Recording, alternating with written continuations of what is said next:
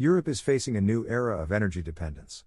The European Union has invested a lot of money in European battery manufacturing and recycling projects, but so far it has not succeeded in resolving the key issue of raw materials lithium, graphite, cobalt, and manganese.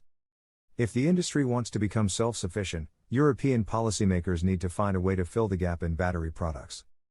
Although the European Union is ambitious to establish a self-sufficient battery industry, more than 75% of the materials needed to meet the needs of electric vehicles, EV, need to be imported. The European Union will usher in a new era of energy dependence.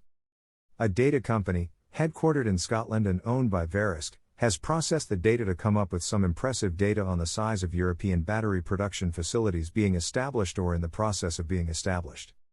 In 2008, Verisk Analytics was established as the parent company of ISO. In 2009, Verisk completed its IPO and became a listed company.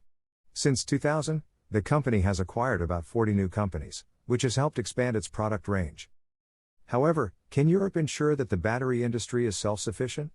A report issued by Woodhouse Mackenzie showed that lithium-ion equipment will continue to rely on key raw materials and will dominate the European energy storage market. This will ensure that EU industry is far from self-reliant in 2040. Wood Mackenzie was established in 1923 as a small, relatively unknown stockbroker in Edinburgh.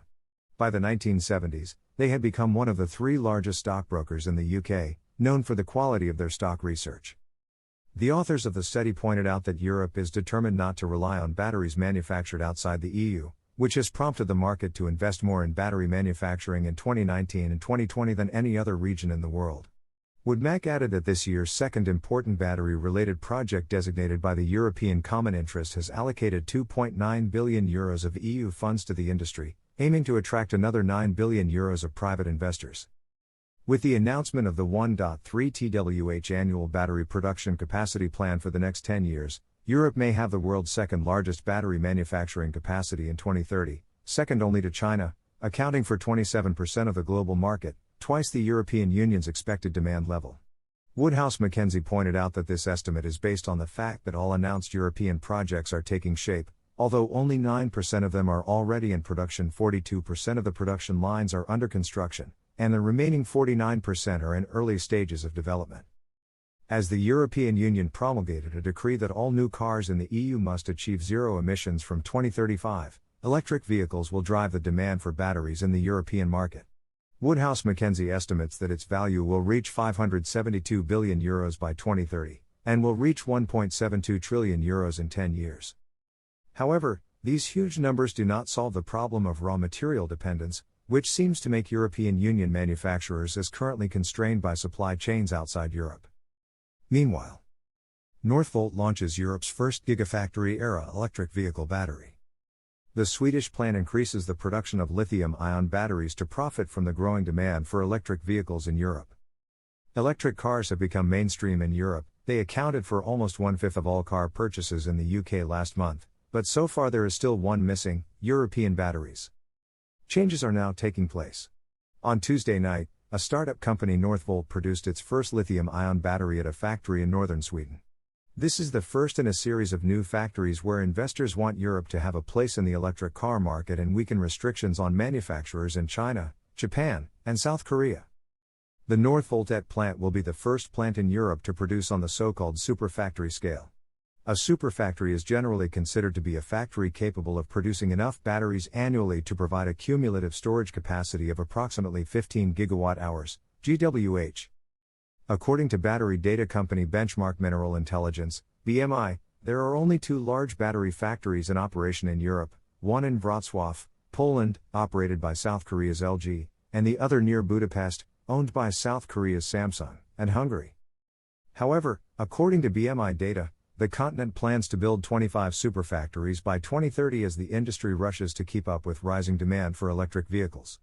9 of them are owned by Asian manufacturers, who control most of the global supply.